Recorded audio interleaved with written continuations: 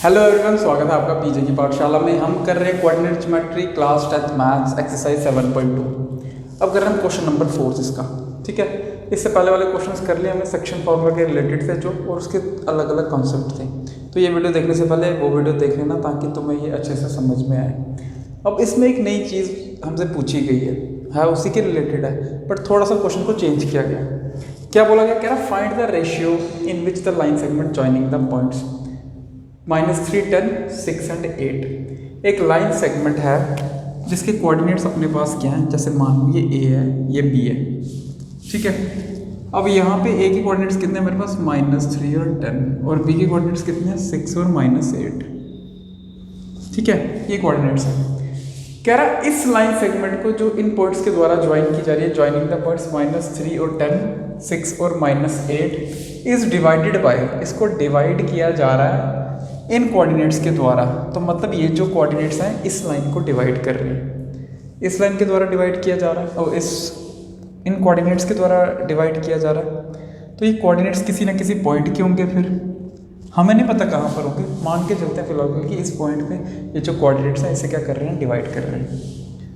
तो ये जो भी पॉइंट है ए बी, इसको मान लो सी। तो सी पॉइंट के जो एक्स और वाई के कोऑर्डिनेट्स हैं वो कितने हैं, -1 और 6। क्या वो कोऑर्डिनेट्स -1 और 6 है। क्लियर है ये चीज़, समझ में आया? ये इसके कोऑर्डिनेट्स हैं। अब बोल रहा है क्या, फाइंड द रेशियो। क्या निकालो, रेशियो निकालो। समझ में आ रहा है क्या निकालना, हमने रेशियो निकालना है। पहले हमें रेशियो दी होती थी, यहाँ 2, यहाँ 3, यहाँ 1, यहाँ 2, कुछ भी कोई भी पर्टिकुलर वैल्यू की अगर बात करें हम, तो मतलब कोई भी अगर रैंडम वैल्यू की बात करें तो वो दी होती थी, यहाँ 2, यहाँ 1, यहाँ 2, यहाँ 3, जो पिछले क्वेश्चंस किए। बट अब यहाँ क्वेश्चन चेंज कर दिया। पहले ये दोनों चीज़ें गिवन होती थी, ये कोऑर्डिनेट्स निकालने होते थे। अब क्या कर दिया इन्होंने, कोऑर्डिनेट्स दे दिए और बोला रेशियो निकाल के दिखाओ। चीज़ समझ में आई? फिर से बता रहा हूँ। पहले ये लाइंस के पॉइंट्स के कोऑर्डिनेट दिए होते थे, ये रेशियो दी होती थी और कहता था इसके कोऑर्डिनेट्स निकालो।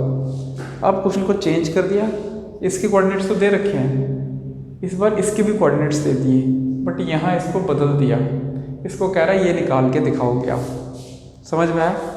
तो अब भाई कैसे निकालेंगे, देखो क्या तरीका अपने पास ये रेशियो निकालने का।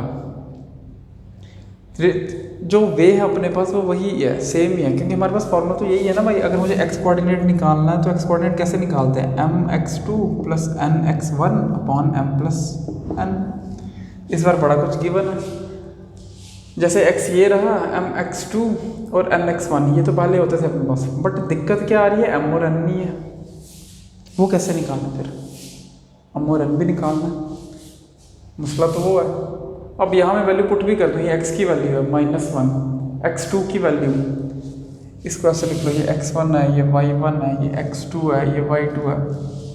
ठीक, x की वैल्यू -1, x2 की वैल्यू 6 प्लस n की वैल्यू नहीं पता, x1 की वैल्यू -3/m+n, ये भी नहीं पता। तो मुझे वैल्यूज अगर मैं बात करूं अभी फिलहाल इस इक्वेशन के हिसाब से, एक x की पता है, एक x2 की पता है और एक x1 की पता है। ना तो मुझे m की पता ना n की पता, ये दोनों में सेम चीज़ है। तो क्या इस फॉर्मूले से मैं वैल्यूज निकाल सकता हूँ m और n की? तो जवाब है नहीं, नहीं निकाल सकते, इम्पॉसिबल अभी के लिए, क्योंकि दो वेरिएबल्स, दो चीज़ों के बारे में नहीं पता। हाँ, अगर m पता होता और बाकी सब कुछ तो गिवन था ऑलरेडी, फिर सिर्फ n रह जाता, तो बाकी सबको सॉल्व करके सिंप्लीफाई करके हम n की वैल्यू निकाल सकते थे। बट दिक्कत ये आ गई, यहाँ दो चीज़ें पूछी हैं। अगर एक चीज़ पूछी होती निकालना आसान है, बट दो चीज़ें जब पूछी जाएँ उसे निकालने में दिक्कत है, यहाँ पे हम नहीं निकाल पाएंगे। तो हम फिर कुछ सोचते हैं कि भाई किस तरह से जो है हम वैल्यू निकाल सकें इसकी। तो मेरे दिमाग में ये चीज़ आई कि भाई, या हम क्या करते हैं, इन ये दो, हम यहाँ दो रिक्वायरमेंट्स ना अपने को, हम इन दो रिक्वायरमेंट्स को चेंज करके एक में बना दें। क्या करते हैं, इन दो रिक्वायरमेंट्स को चेंज करके एक में बना दें। मुझे निकालना क्या है, m क्रॉस n, यही निकालना है। मतलब m की कुछ भी वैल्यू हो सकती है 4 और कुछ भी वैल्यू हो सकती है n की 5। मतलब ये इस रेशियो में आता है, किस रेशियो में आता है, 4:5 की रेशियो में आता है। ठीक है, ये चीज़ समझ रहा हूँ। सिंपल मेथड भी है इसका, k:1 करके ले लो, बट हमें लॉजिक नहीं पता कि k:1 करते क्यों है। देखो m क्रॉस n 4/5 ऐसी कुछ वैल्यू होगी, मैंने मान ली भाई 4:5 ऐसी कुछ वैल्यू होगी। अब मुझे एक चीज़ बताओ, अगर मैं 4:5 लिखूँ या 4/5/1 लिखूँ तब भी आंसर क्या आएगा? 4/5 ही आएगा। मैंने सिर्फ 4/5 लिखा या 4/5/1 लिखा तब भी आंसर क्या आने वाला है? सेम ही आने वाला है। आ रही चीज़ समझ में?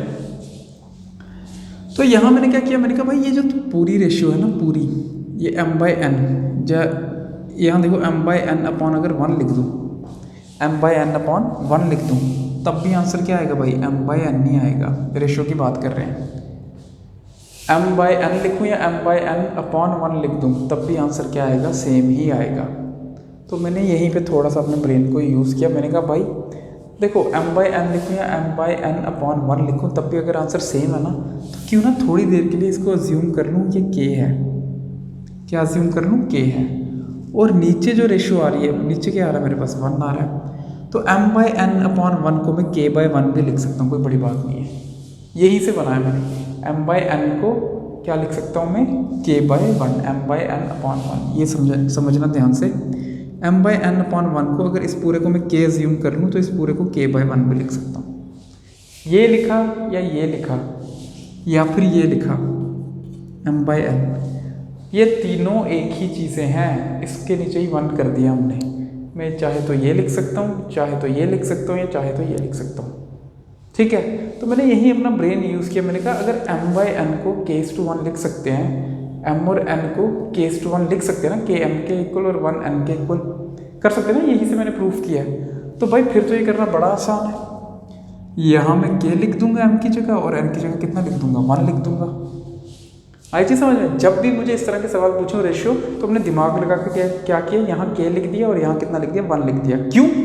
क्योंकि अब जब m की जगह मैं k लिखता हूँ यहाँ, और n की जगह कितना लिखता हूँ? n की वैल्यू निकाल दी मैंने, थोड़ा सा ब्रेन यूज़ करके n की वैल्यू 1 निकाल दी। यहाँ भी कितना लिखूंगा? k लिखूंगा। यहाँ कितना लिखूंगा? 1 लिखूंगा।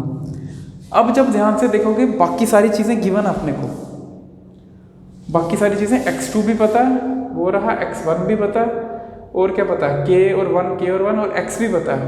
भाई मुझे सिर्फ और सिर्फ किसकी वैल्यू निकालनी है? k की वैल्यू निकालनी है। किसकी वैल्यू निकालनी है? k की वैल्यू। तो अभी पूरी इक्वेशन को सॉल्व करके मैं k की वैल्यू बड़े आराम से निकाल सकता हूँ।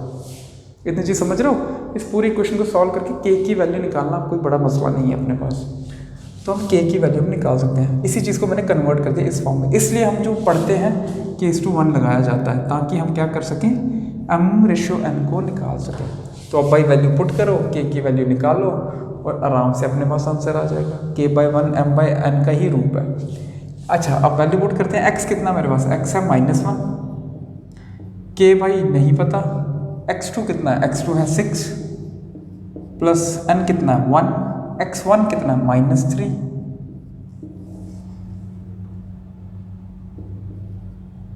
अपॉन में k+1, ये आ गया k+1।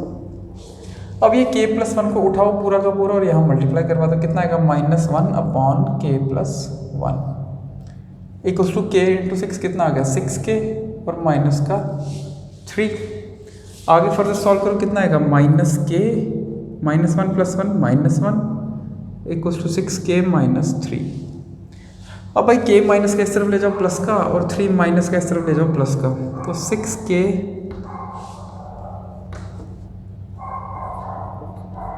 प्लस k और -1 + 3, ये कितना आ गया? पॉजिटिव का 2, ये कितना आ गया? 7k। और यहाँ से k की अगर मैं वैल्यू निकालना चाहूँ तो कितनी आ रही है? 2/7 आ रही है। k की वैल्यू कितनी आ रही है मेरे पास? 2/7। अब इसको k लिख लो या k/1 लिख लो, बात एक ही है। अब मैंने k लिखा या k/1 लिखा, भाई बात एक ही है। और उसके बाद इसको m/n भी लिख लो। वैल्यू कितनी आई है इसकी k की? 2/7, तो ये लिख लो 2/7। तो m/n की रेशियो कितनी आ रही है? 2:7 आ रही है। कितनी वैल्यू आ रही है अपने पास? 2:7। तो जो हमारा आंसर है वो क्या आएगा? 2:7। तो भाई ये तरीका है इस क्वेश्चन को सॉल्व करने का। आई होप इतना समझ में आया होगा। अगर समझ में आया तो चैनल को सब्सक्राइब कर लो और वीडियो को लाइक कर दो। Thank you so much.